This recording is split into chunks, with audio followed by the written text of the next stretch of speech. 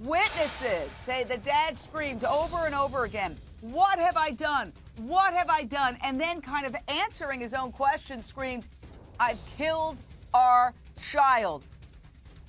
Celine Darkle-Stanion, you are a senior producer. You have been digging all day into the background of this dad. Some people are wondering, could that scream, "What have I done?" been an acting job? What have you learned about this father? Jane, this father does not have a criminal history. We ran a background check on him. We checked. They're originally from the state of Alabama. He has no history of any criminal activity. I've been reaching out to all the friends that are, speaking out in defense of the family online, on the online petitions. I even reached out to Dale, the gentleman you just heard, who was one of the witnesses on the scene as they were pulling the child out. And their attorneys have advised everybody involved who knew this guy, who knew the family, not to speak to the media.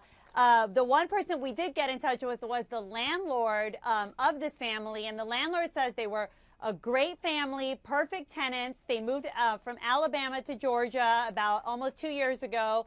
They were a young couple. They had one son, and the mom stayed home for the first year. She took care of the kid. The dad worked at Home Depot, always paid the rent on time, even paid the rent ahead of time.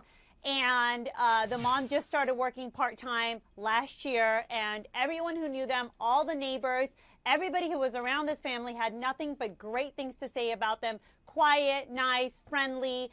The landlord was shocked. He says he would never guess that they would have any sort of a criminal activity or a criminal background, and we don't know, if the cops have something on them, like you said, but we have not been able to find anything. All right. Now, Dr. Lawrence Kobylinski, you are famous for analyzing autopsies. What I find very significant here is that cops say the autopsy report is not ready to be released. They won't say when it will be available. And reports say that the medical examiner asked cops, specifically the investigators, for more information. What does that tell you? Well, it kind of surprises me. I mean, this is a diagnosis which they will have to make by ruling out other problems, other signs of trauma.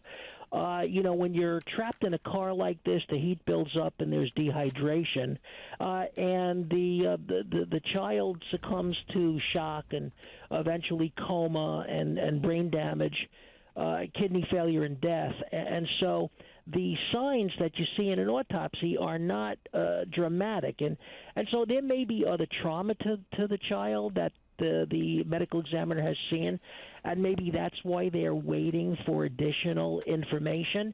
Or they just, as Lisa pointed out, there just may not be, it may not be called for that the police made that remark. But this is a diagnosis that has to be made by eliminating all other possibilities.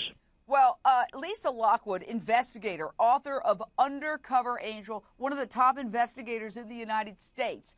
First, they sort of reflexively say this was an accident. Then they decide to obtain search warrants for the father's workplace, which is a Home Depot satellite office, reportedly, where he was a web designer. What could they find in that workplace that would give them an indication, hypothetically, that the story is different from what they were told?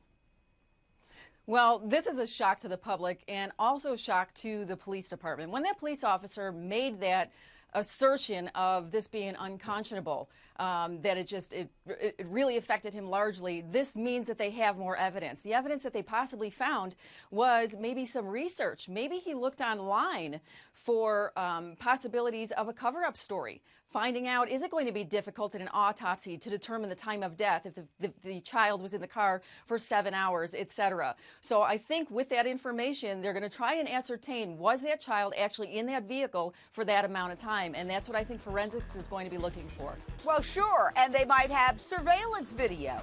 In a workplace parking lot, there could be surveillance video. Was that car there the entire 7 hours? What does his cell phone say? What does his computer say?